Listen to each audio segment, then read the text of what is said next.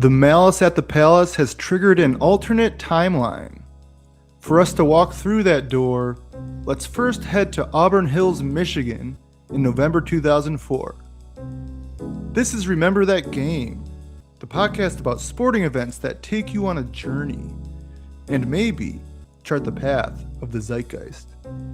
I'm your host, Thomas Emerick, and my guest is Jeremias Engelmann, who worked for the Dallas Mavericks and Phoenix Suns front offices, created ESPN's Real Plus Minus metric, and does great work on Substack, Nate Silver's Silver Bulletin, and Royce Webb's 5x5. Pacers-Pistons regular season contest reshaped the NBA in many ways. We'll focus here on playing out the balance of power if Malice didn't happen. Jeremias, are you ready to pilot the Indiana Pacers franchise through its mulligan on the decade? Yes, I'm ready, unfortunately. We'll go chronologically through the build-up, the game, the riot, and the aftermath, and from these moments jump to the alternate timeline, the what-if 2000s of Pacers basketball, where a cup of Diet Coke doesn't land a direct hit on the game's high scorer, where Ron Artest in that Pacers uniform, I think you said you had the white Pacers uniform, maybe he's wearing that late into May and June, guarding the league's most prolific scorers through the remainder of the decade. So the pattern is start with the year 2004 in our timeline, and then slingshot from key moments to the what-if timeline. Kind of like the 1997 movie Sliding Doors, at least the plot mechanics. We'll see how many titles and finals appearances go to Indiana's ledger in the 2000s. Well, on the east side, most likely, yes. On the west side of the bracket, I think the Spurs were always a menace to contend with. And I think from that point on in time, they make how many more final appearances? At least two or three more, I think, with the core, right? But on the east side, I'm not even sure how much has changed, but right now that you get the feeling that the west part of the bracket is stronger. And I think I've had that feeling for ever since Jordan retired with the Bulls, that the West just seemed like overwhelmingly stronger. And I think if you are an East team that is strong for a long period of time, that is really, really good, because it's more the conference that is more in flux.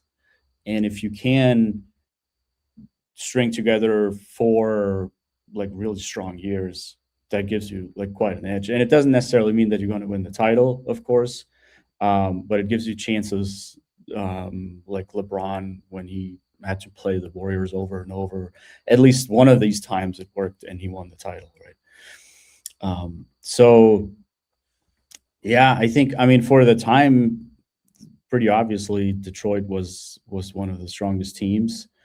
And Indiana seemed to be right there with them. I think I do have reservations in regards to their future, like in that point in time, but we'll probably get to that a little bit later.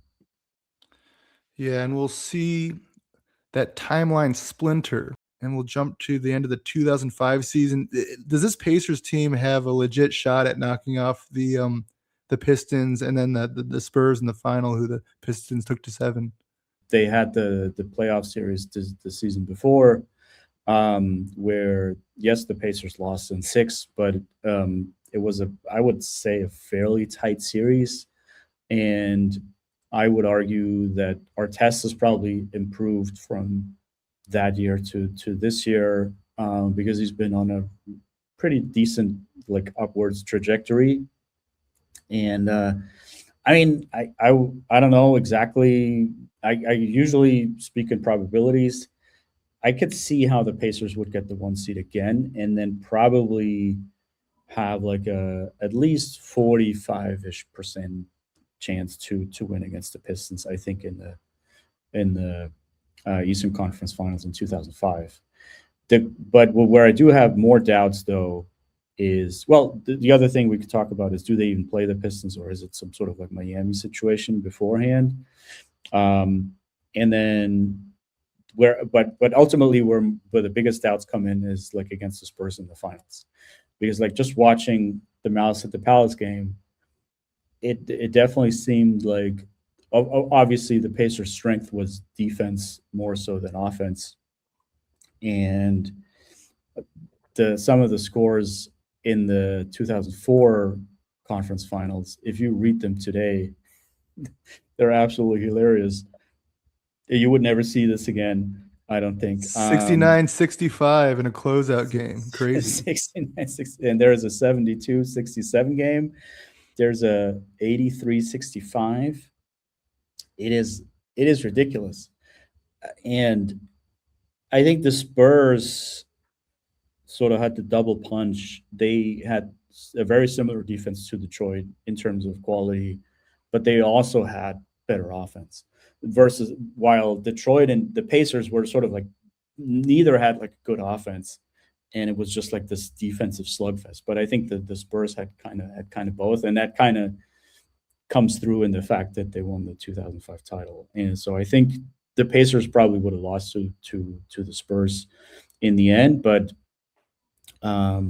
yeah, I mean, you probably had like a good 30% chance in the finals, a good almost 50% chance to make it there, somewhere around that ballpark. So yeah, I mean, for Pacers fans, that's got to sting to some degree, certainly, unfortunately. Yeah. The game starts with Rasheed Wallace getting a block on Jermaine O'Neal and a long three. So these are the defending champs. The crowd's really getting into it. We got the local broadcast with the Bad Boys center, Bill Lambier. He and he'll actually be right there near the scorer's table as it's happening. They said he seemed his play-by-play guy said Lambier seemed nonplussed by the whole thing. But do you ever remember? Have you ever watched a November, pre-Thanksgiving NBA regular season game with more palpable tension, even before the first bucket? That's a good question. To be perfectly honest, I don't watch a ton of basketball in November usually, or if I do watch, then I'm trying to get like a feel for the rookies. And it's very rare that I actually watch the defending champions, because they probably, I'm assuming a lot of these are just crushing teams that they're currently playing. So I'm probably, unfortunately, not a good person to ask. It didn't necessarily feel to me like that played a huge role here. It did feel like a relatively normal basketball game. There were like one or two like hard fouls, but I think the Pistons are the Pistons, the Pacers are the Pacers, and you got people jawing. That's just kind of what Rasheed does, kind of thing. So I'm not even sure if there was a ton of that. But maybe I was just misreading the information, and it all just kind of came out bursting when the brawl finally happened, and maybe there was like a lot of underlying problems like that. Maybe they did exist. Yeah, and there were some underlying problems at the Palace of Auburn Hills. Fans that were in the arena that had already been picked out by security staff as people that should not be allowed, like people that should be banned from the stadium, or people that were banned from the stadium are there and will get involved. Wow. It's a Friday night right before Thanksgiving. The booze is flowing, and the NBA will change some of those rules on being overserved as well from this game. But the energy in here seems wild for a mid-November game. Speaking of the booze is flowing, I found it interesting during the broadcast. They were advertising, because this is maybe related to inflation a little bit. I'm not even sure what a beer costs now in an arena. I remember being annoyed that it cost like $11 at the Suns in 2013, 14. But back then there was an advertisement, which I found funny, is 4 Charlotte Bobcat tickets and 4 6-inch Subway subs and 4 Piston collectibles for $119. So I think I would assume that booze probably was a lot cheaper at that moment in time also. Yeah. Yeah, 119 is now 7 Bud Lights. As in 2026. But apparently it's a Diet Coke that our test gets pegged with. So the Diet Coke's probably only cost $1 or $2 as well. I'm guessing. Yeah. But before all that happens, our test he's it's only 8 games in, but he's shooting his best from 3 of his career so far, and he answers Rasheed Wallace's early 3 with one of his own. And let's slingshot again to 2006. So we got the Pacers. Perhaps let's just say they capitalize on that 40% or so chance against Detroit. They get to the finals. They lose to San Antonio. Then they're back into the 2006 Eastern Conference Finals. And you mentioned Miami. Could they have beaten that Miami team, do you think, with in 06 that was had so much weight on Dwayne Wade? But if you have someone like Ron Artest on him in the 06 Eastern Conference Finals, do you think that plays out differently? I think that is probably the best chance for a title for that team because from the West side they play against. If they let's take Miami out of the equation just for a second, but if they do make the finals, then they're playing the Dallas Mavericks, right? They're playing Dirk Nowitzki, and Steven Jackson, I think, was famously the guy who stopped Dirk when the Mavs had the number 1 seed, and they played the Warriors later, right? And the Warriors won the series. Yeah. So I think the Pacers would have had like a really good defender for Dirk in a final series. And going back to your point, definitely I think with the Miami's reliance on Wade, there really aren't that many better players to defend a player like Wade than Artest. And you see this in the Malice at the Palace game. He's just got like these crazy Kawhi strong hands. He can rip the ball out of people's like just they're driving and he just rips it out of their hands, and he just has like really good footwork. He's pretty much he's strong, right? He's not like low weight and he gets pushed around.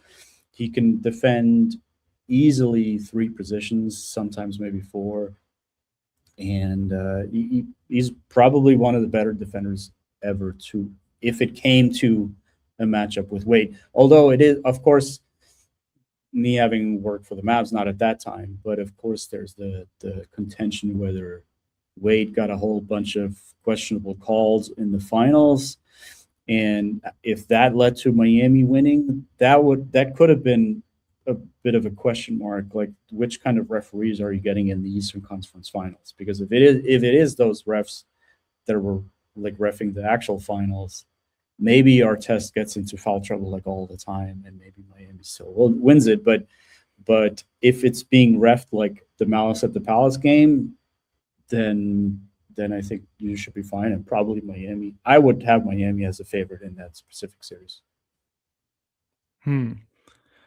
So, yeah, 05 sounds like less of a chance than 06 for the Pacers. For the alternate timeline, let's just give the Pacers their first NBA title in 2006.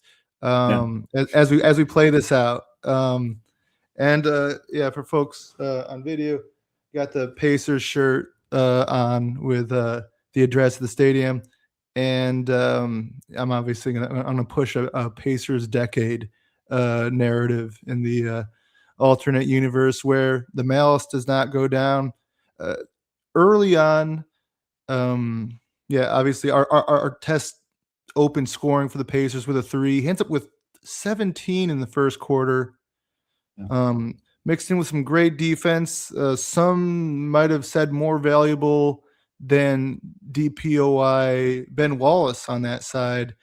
How bullish were these signals early for Artest as a centerpiece or one of the centerpieces of a contender? So people might not know, but I'm a big metric developer, like NBA player impact metrics. I guess you spoke about this briefly. I developed a real plus minus for ESPN, and I still have another website that is posting very similar stats, xrapm.com. So I can basically go back and see what my metric would have said about all these players in terms of their impact. And my feeling at the time was that Artest seemed very worthy of being like in the defensive player of the year discussion, or that it was totally fine that he won this. The metrics are saying something else, though.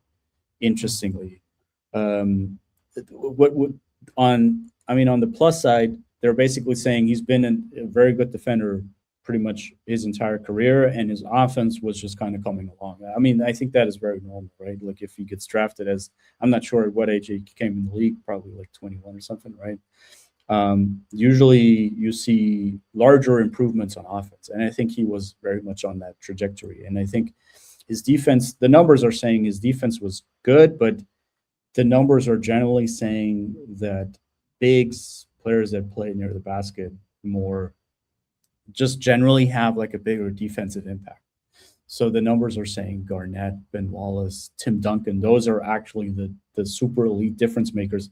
You kind of see this, I guess, right now with Wembanyama to some degree. Like Right. it is hard for a wing player to replicate that kind of impact, because Wembanyama is just, he has an influence on like so many opponents, versus as a wing defender, you're probably being, yes, you can be put on the opponent's best scorer, but you mostly influence one guy, and if he stands in the corner, then you might be kind of out of the play, versus Wemby just gets everybody that drives towards the paint, right?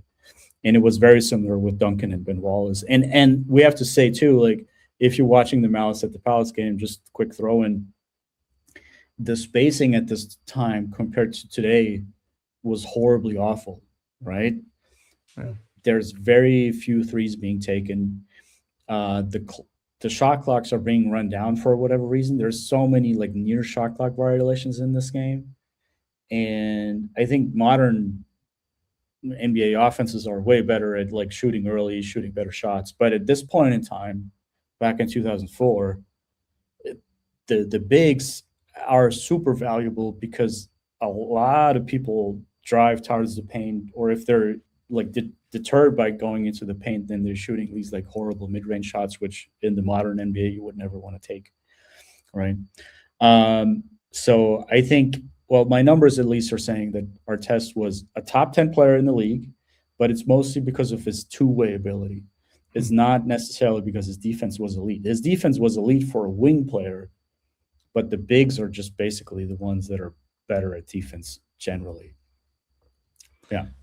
Yeah, but that could it be like a compounding effect to have someone who's elite for a wing with Jermaine O'Neal, who at this point in the season, it's still early, but 3 blocks a game. Was Jermaine O'Neal a good enough post defensive player that paired with an elite wing, they could have fast forward to 2007 Eastern Conference Finals. Pistons couldn't keep LeBron out of the paint. Do you think this combination of Artest and O'Neal could have given LeBron enough trouble that the Pacers beat the Cavs in the 2007 Eastern Conference Finals? This is a bit of a tough one. Like there's two versions for me. One is my subjective version when I was at that age, and the narrative that was being told. I mean, I was living in Germany, so it's not like I had a ton of access to tape back then, or like TV. I wasn't able to watch like a lot of games. I think maybe we saw the playoffs on TV, but we probably didn't see the regular season games on TV. And I know the narrative was that Jermaine O'Neal is like an elite defender and probably the Pacers' best player. But I think that the numbers are painting a picture sort of comparable to Paolo Banchero, maybe Hmm. in this era, where he's scoring the most or second most points, and he gets a decent amount of blocks. So there's like relatively good counting stats, but the numbers are saying that he's actually wasn't really that good of a positive contributor, especially like his defense seemed to be in the 80th percentile, which is great. Which is good but not great. And the numbers are basically indicating that it's more of a team effort plus Artest, and it's not necessarily Jermaine O'Neal who's like really making that difference. It pains me to say this because I watched him play when I think he was 17. I think there was like a tournament in Germany, Mannheim, the Albert Schweitzer tournament, where like the America's B team is coming. I think it's like an under 17 tournament, and I was like super. I mean, I was very very young at that point, but I was of course like super impressed with him, like catching like lobs from half court and that kind of stuff. It was interesting to see. Um, but yeah, and I mean the Pacers were good as a team. There had to be like really good players and more better defenders on the team than just Artest. And O'Neal was good, but I think it's the numbers would say that he wasn't actually that great. So yeah, I guess they'd be throwing, Jermaine O'Neal and Ron, in the paint, and then Ron Artest at LeBron. Also, Steven Jackson, as you mentioned, he did well against Dirk. Did Between those three, do you think there's enough defense there to stop LeBron from going off like he did against the latter stages Pistons team? Do we possibly get 3 straight I mean, like NBA finals in this other timeline for the Pacers? you're talking like 2007 onwards, basically. Yeah. Do they get Yeah, to the '07 finals? yeah. LeBron's announcement that he's one of the all-time greats in that Eastern Conference Finals, does it go differently if it's the Pacers? I think my take would probably that we have to at some point question the Pacers' offense more so than figuring out what their defense would be able to do. I think it's a Yeah. subjective view, of course, but I think again, like the Malice at the Palace game, it very much felt like both teams were missing offensive firepower, which I mean, I think that is a fair take given that the Pistons in '05, and this was the season, right? They also scored a lot of they had a bunch of like 70-point games versus the Spurs in the finals, that kind of thing, right? Yeah. And Miller, you mentioned that he was sitting out with a broken hand at the time of the game, but he is already, I think, like 38 years old at that point, right? And he is probably the one that gives the offense the needed firepower to make it to some of the '05 and '06 finals that we talked about, but probably not so much at 40. Like, I mean, there's every year there's a little bit of a decline, right? And the decline gets, according to analytics, the decline gets steeper and steeper and steeper the older you get. And I think 2006 is the one where I still give them a chance because it's not that far away. 2007, I'm already questioning how the Pacers offense looks at that time with Miller being that old, and I think they need. I mean, if we're talking hypotheticals, I think they need like a really good free agent signing or trade for like a really strong offensive player. I know they traded Artest for Stojakovic. We could maybe potentially talk about like what would have happened if it was. I don't know what the cap situation looked like, but what if they gotten Stojakovic essentially for free? That I see that kind of team maybe making some noise in like 2007. but not necessarily a team where they trade one for the other. I think the offense is just going to be too painful. Yeah, even if Malice hadn't happened, um, Reggie Miller is probably not making it to 2007 in the type of form they would need for him to be their best perimeter shooter, for them to get over 20 points here and there in playoff games. Famously, Reggie Miller retires after this year, or because he's so drained by the Malice at the Palace that just drained him emotionally, believing that this could be his year, or at least with this, he's in his final championship window, and it just shut like that. And he's watching this team with a lot of pride, as and Jermaine O'Neal's playing well in the first half here. He'd taken the leadership mantle for this team with the rallying cry of "Win one for Reg, one title." And the Pacers are locking down the reigning champion Pistons in the second quarter. Only 16 points for Detroit in that stanza, 59-43 at intermission here in November 2004. As they walk into the tunnel for the first of 2 times that night, the first one less nerve-wracking. Now let's slingshot back to that alternate timeline. You talked about Peja. The 2008 season, the Pacers are coming off. Let's say they lose either to Detroit or Cleveland in the Eastern Conference playoffs. They still have that core together. And then they see the Celtics start 27-3, the best in league history. Jermaine O'Neal's having knee issues. Steven Jackson's likewise a season away.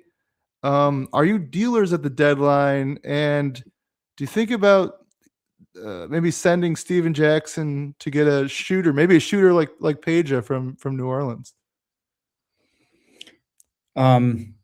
Shooter in first.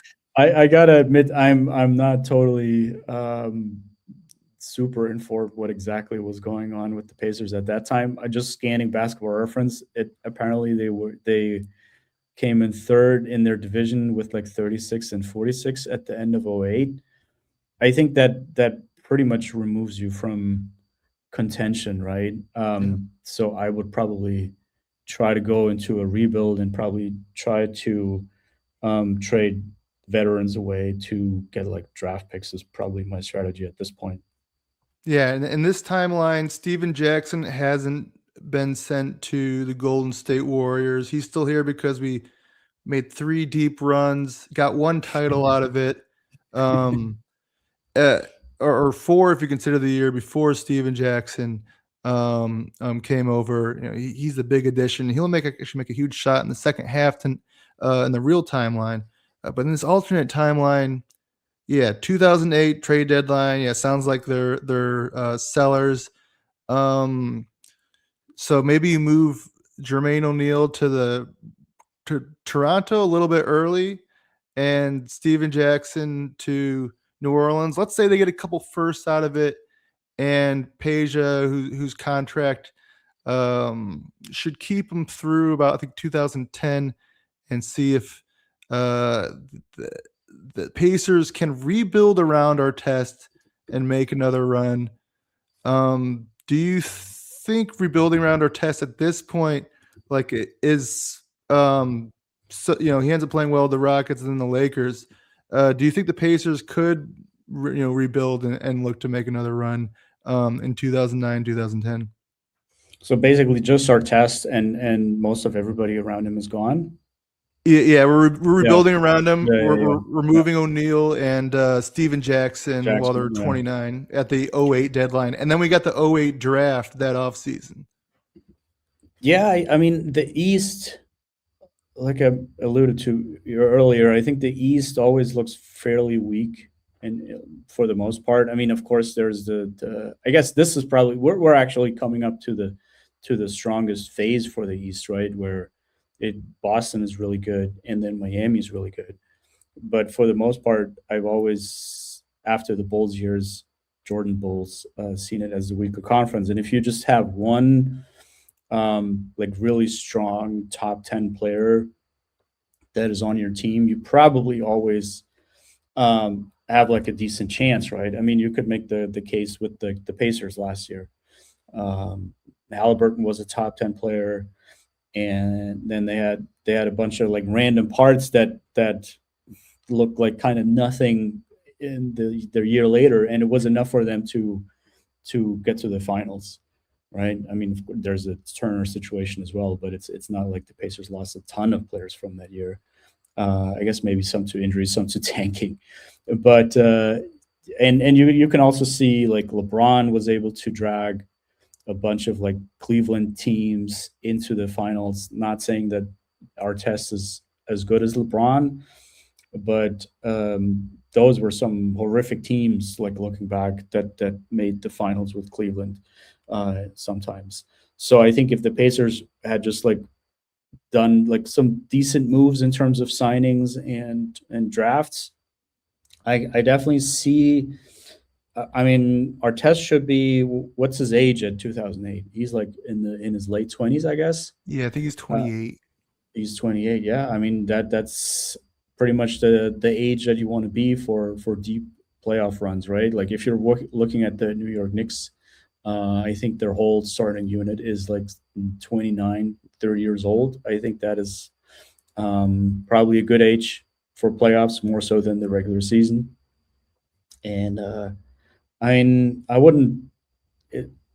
There's all these random other things happening. Of course, the question is, are we considering that is in this timeline? Is Boston getting this strong also, and is Miami eventually going to be this strong? I think probably Indiana runs into a wall with the LeBron Wade Heat at some point, but I think 2009 seems like a plausible year where they could have done something for sure. In 2008, I think Boston is probably very, very strong, right? We're tanking 2008, accumulating chips, and maybe getting good pick in the lottery. But let's so we'll slingshot there right after this live look into November 19th, 2004. Pistons cut it to single digits late in the third quarter, but Jamal Tinsley answers in the final minute with a bailout three and then picks Hamilton's pocket for a fast break finger roll at the buzzer. Detroit had held a 23-16 advantage in the third quarter until Tinsley dropped that quick five, and he'll finish with 8 steals and 8 assists in this game for nearly a triple-double. But as we move to alt timeline, 2008 draft, we got a pretty good pick in the lottery. We're at number 5. Going to just miss out on Russ Westbrook at 4. He could have bumped Tinsley. You also have Toronto's 17th pick. And let's say New Orleans, that pick they send you for Jackson, you get the pick in Peja. Let's say that ends up being 26. So you have 5, 17, and 26. Do you go Kevin Love at 5 and Roy Hibbert at 17 like they did in real life? Or is that a good pairing going forward? Or would you think about a different direction with the war chest of picks in the 2008 draft? I'm just scanning that specific draft. It seems like it's kind of all over in terms of quality, and probably one of the lesser drafts overall, I would say. Yeah, I mean, Hibbert had a very short career, right? But he did shine for a bunch of years. So that getting a player like this at 17 was probably pretty good, especially considering like all the others that were drafted around him, like Maurice Bates, JaVale McGee, J.J. Hickson. Hickson notoriously been one of the worst impact players in NBA history. Alexis Ajinka. Ryan Anderson would be interesting. He was picked at 21 in the modern NBA because there's just more three-point shooting going on, and I think he was great at that. At the top, you're saying they have the number 5 pick, right? I mean, if you look back with hindsight, you have to take Kevin Love here, right? Because you're not not taking Gallinari, Eric Gordon, Joe Alexander, who played 2 years in the NBA and 67 games. DJ Augustine, Robert Lopez. This is a relatively ugly draft. Even at the top, you have Beasley at 2, Mayo at 3. Oof, yeah, I mean you're totally happy with Love and JJ Hickson, absolutely. But I think the reality probably doesn't play out that way, because that is a very optimistic takeaway from this draft. I think, given how weak it was. Yeah, we'd have to take some rose-colored glasses and nudging the scenarios to be how I'd like them with the hindsight. If that did happen, do you think Kevin Love at the 4, Roy Hibbert or at the 5, and then Artest, and then at 26, I mean, that sounds pretty good. what if we come away with George Hill? Yeah, I mean that is probably, that lineup makes the Eastern Conference Finals for like consecutive years. I'm pretty sure. But you could probably say that about many teams. Like if you take many drafts and random teams and give them 3 draft picks and pick like the go through the draft and almost the best case scenario like we did now, and then they're all making the conference finals for the next couple of years. No, George Hill is the big one here. That's probably the steal of the draft in retrospect, I think. Yeah, Unless I'm missing somebody in the second round or something. I think Omer Ashik was relatively decent, and I guess DeAndre Jordan was a second rounder. Yeah, and so we give Roy Hibbert to the Pacers, just like in the real timeline, and then bring George Hill to the Pacers a few years early. And let's say the Pacers do tank 2008. They say, hey, Ron, let's load manage this year. You have an ankle issue. You can work on that rap album you've been talking about. Go ahead, finish it. We want a good lottery pick. And yeah, let's give them the 5, and with our hindsight, get Kevin Love there too. Back in 2004, the Pistons closed the deficit again, but that offseason's missing piece, Steven Jackson, bangs a clutch 3 here, as advertised from his time with the San Antonio Spurs. Clutch shot down the stretch. This one nails the game shut at around the 4-minute mark, though that's not all that happens. Slingshot back to the 08 draft. When we come away with that core there, or that young core with Artest, George Hill, Kevin Love, Roy Hibbert, and then let's jump 1 year ahead, 2009. You mentioned Jeremias, maintains xrapm.com. In the 2009 draft, let's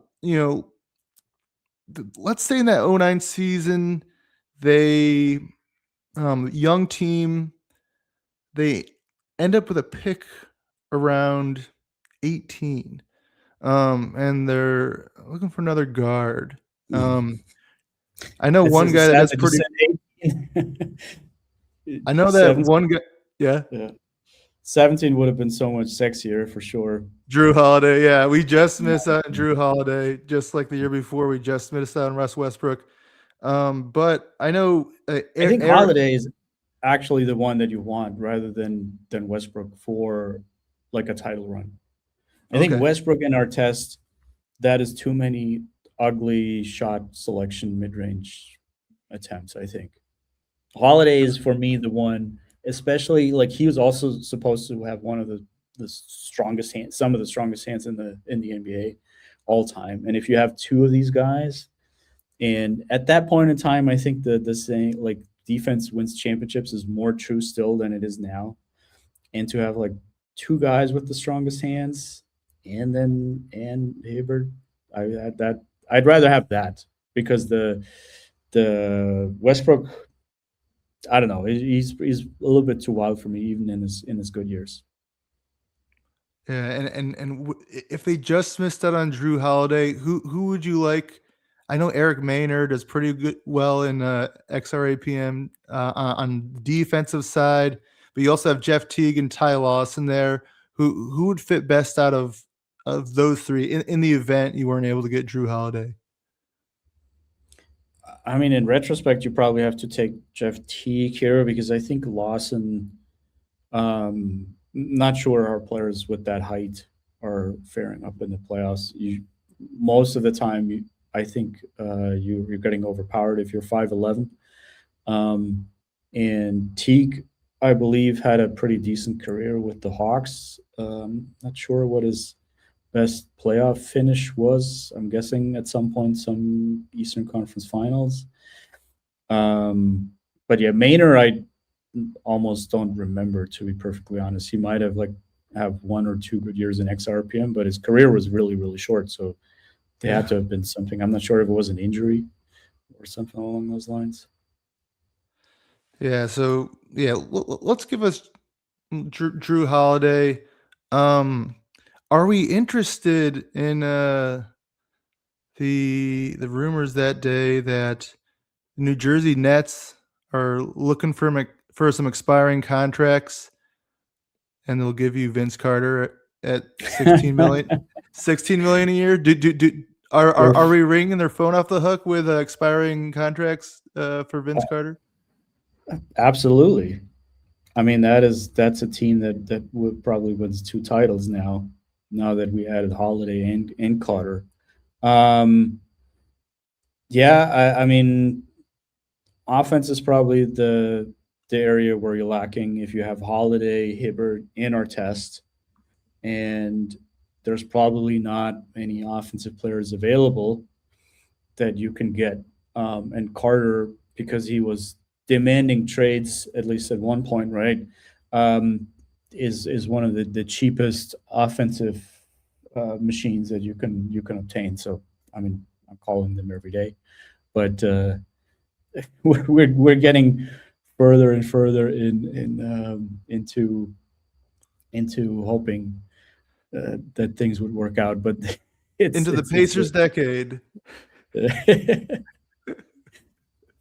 Yeah, I think we need more than rose-colored glasses by now. I think we need some sort of substances. But I mean, it's crazy that the Nets, they sent Vince Carter and Ryan Anderson to the Magic for Rafer Alston, Tony Battie, and Courtney Lee. The Pacers could have come up with some expiring contracts for the Nets, to free them up. They want to go for, in the 2010 offseason, they want to be able to go for LeBron James, Dwayne Wade, and or Chris Bosh, and good luck to them. And we have some expiring deals. Go ahead and give us a Vince Carter. Well, 45.9 seconds left. Game is basically over. Pacers up 97-82. Tinsley had allegedly gotten in Artest's ear about laying a hard foul on Ben Wallace, who, as it happens, had just lost his brother. Wallace does not take it well, shoves Artest, so very bad idea. I'm guessing Tinsley didn't realize what Wallace was going through. Also, it's interesting, there's a Grantland oral history from 2012 where they'll be like, Steven Jackson will be like, I recall somebody on the team told Ron to go foul Wallace. But in 2021, there's a Netflix documentary where they just say it like it was friggin' Jamal Tinsley. So I found that part. So I found that part interesting, that the historiography,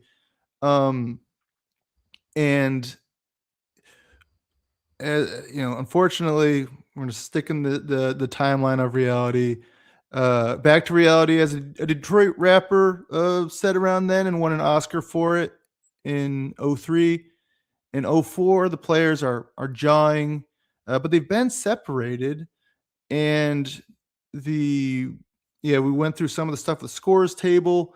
I think we left off that part of the story where Ron Artest is running up into the stands, grabs the wrong guy. I guess he asks him, "Did you do it?" And he's like, "No, it wasn't me."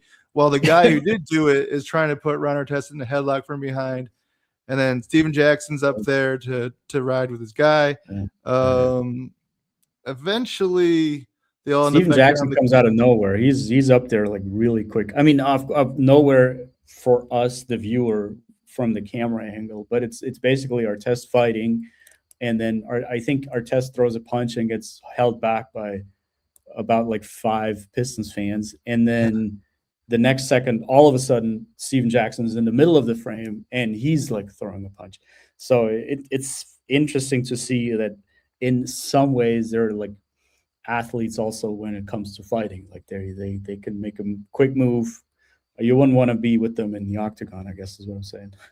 Yeah, you wouldn't want to be in front of Jermaine O'Neal either. Luckily, he slips as he's throwing that punch at the trespassing fan, and his suspension will actually get clipped from 25 to 15 games, while um, Jackson has a 30-game suspension. Artest out for the season. The longest suspension, I think, in the league history, or the most games. Do we want to talk about whether the suspensions seemed warranted? Sure. I might have some thoughts on that. Yeah. Yeah, shoot. I mean, for me, I mean, I was a Pacers fan at that time, so I hadn't been an actual fan of anybody ever since. I'm mostly an analyst. I'm trying to look at teams in a very neutral sense. So I probably have like a biased view here, and of course, the only jersey I own is the Ron Artest jersey, and I have actually Artest from a picture from him at the brawl is my Twitter handle, my Twitter picture. So I'm biased here, but I do think like the situation, the players go into a contract that tells them they play basketball for a team, they go to practice, and they go to they go to play these games, and sometimes in these games things happen with other players for 99.9% of the time, right? If there is like something that goes on top of the basketball situation, any kind of fight or something like that, then it's always with players of the other team. And all of a sudden, you'll find yourself in a situation where the people that are watching it, and they're supposed to be sort of off limits in a sense, right? There's supposed to be a glass wall in a perfect world where the fans cannot get to you. I know there's like issues with like verbal abuse oftentimes, and I wish that would go away, of course, and that has like no point in sports, but it's a big problem also in Europe, in soccer, or like racial abuse, like fans will throw like bananas or something like on the playing field and stuff like that. But in a perfect world, that doesn't happen, and I think this is not really part of the player's like contract to deal with that kind of outside influence, and to go from they're in an environment where the worst part that has happened probably in what they've seen. Well, we can get into what Artest has seen in his lifetime when he was playing in New York.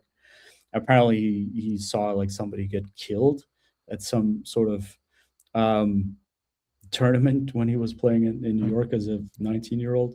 Rucker Park sounds wild. Sorry? Yeah, Rucker Park sounds like some wild stuff went down. I think in the 90s it was probably a different environment than it is now. I guess I have never been there really, but it's gotta be. It's gotta be different, whole different thing in the 90s, I bet. Yeah.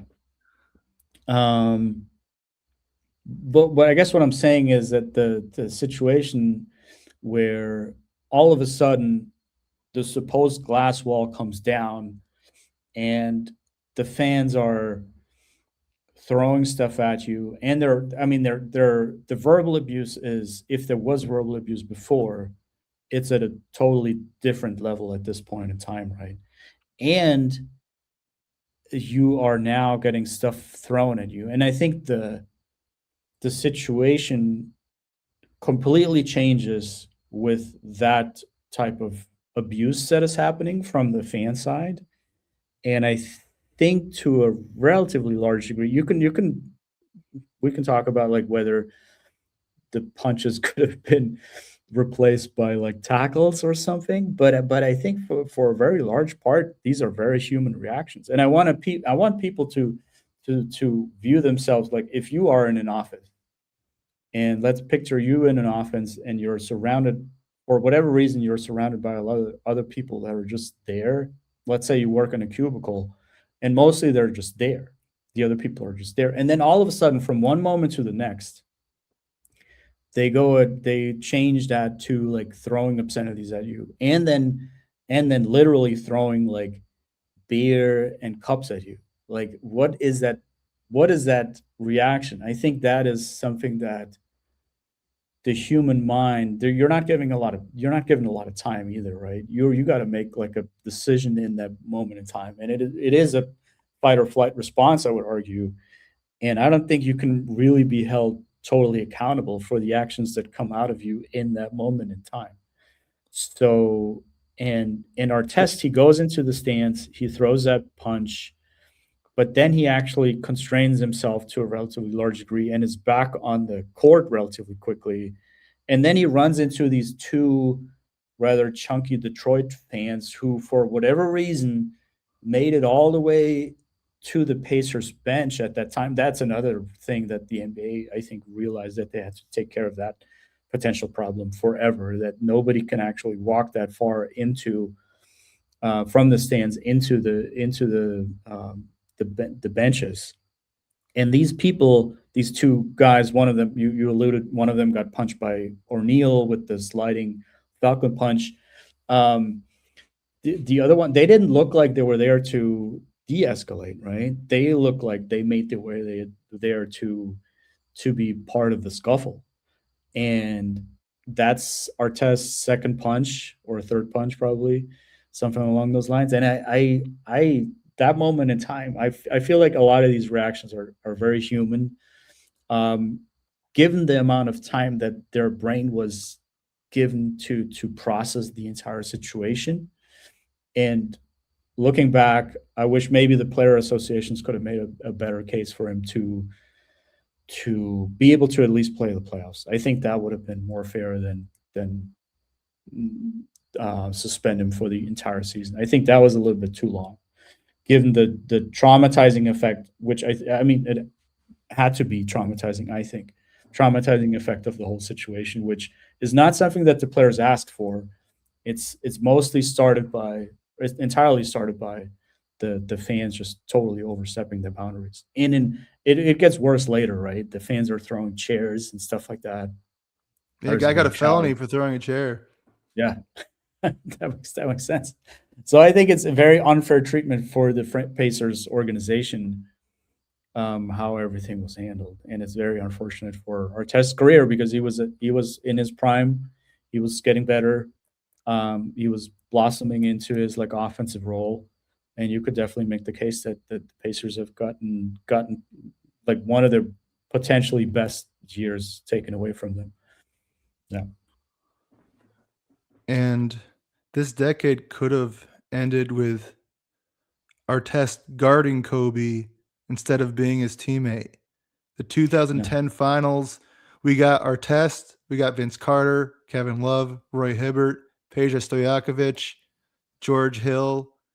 And could they have broken up that Celtics-Lakers finals rematch party? I don't know if I said Drew Holiday as well. Drew Holiday. But yeah. So we got Drew at the point, Vince at 2, Artest at 3, Kevin Love at 4, Roy Hibbert at 5, rotational 3-point shooter Peja, Jeff Foster, just because he's been there the whole decade. Let's keep him on the roster. Could the Pacers have broken up that Celtics Lakers finals rematch party and made it the Pacers decade, at least in the Eastern Conference? Could they have added a second title to that decade, along with many deep runs with Artest, if with all that on the table entering the night of November 19th, 2004? Well, I do think the Celtics, for the first one of these, the Celtics in '08 are too strong, in my opinion. I Yeah. mean, Garnett in the numbers, he just looks like super dominant, and he's people might not realize this. And I mean, the numbers are not the end all be all, but they're saying Garnett was the best defender by far, actually, over the last 3 decades, better than Mutombo, better than Duncan. And he was still in his prime when he was in his first year in Boston. I think he had some knee issues the following year, which is why Orlando made the finals, right? I do think the Orlando finals is probably one that we can question, right? I mean, that's probably an interesting matchup. It's going to be like Dwight Howard, Hedo Turkoglu, who very similar style to Stojakovic. Probably Turkoglu, the better passer here. Rashard Lewis, probably Artest, a good guy to defend him. But we have to say also, I think this is an interesting point that Orlando at this point is playing a more modern style with more threes. So that could be an interest. I don't want to. I mean, the Pacers probably are stronger on paper, but Orlando is the more high variance team and Shooting hot. Shooting hot.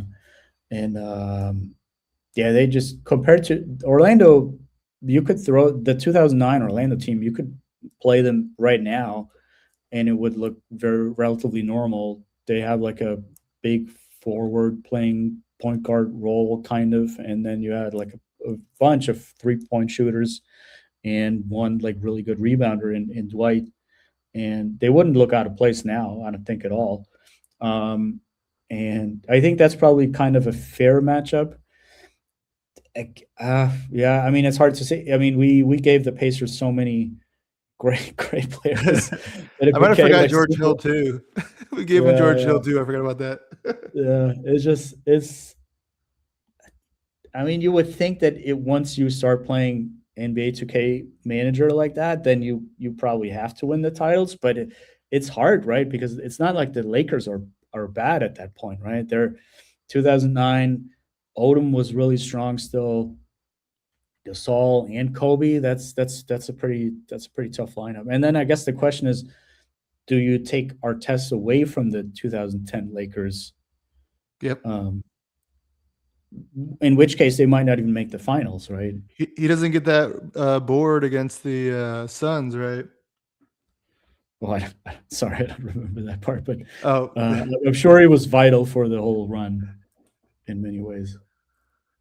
What was your emotional reaction when, the nightcap of that decade, 2010, the Lakers beat the Celtics in 7, and the first thing Ron Artest says was that he wished he could have done it with the Pacers first, and he felt bad. He lamented that. What was your emotional reaction to that? I think it's more sweet. Because at that moment, I'm definitely happy that he has a title. I think that is the most important part of all of these. And then, I try to view it in a positive way. I think I'm probably more of an Artest fan also than necessarily a Pacers fan at that moment in time. So I care first and foremost about the fact that he won a title, and I acknowledge and respect the fact that he like gives a shout out essentially to those Pacers teams. But it is sort of like, in a way, it's water under the bridge, and it's nice that he like develops like positive feelings for it in a sense, even if it's bittersweet. But I probably look more at the sweet part.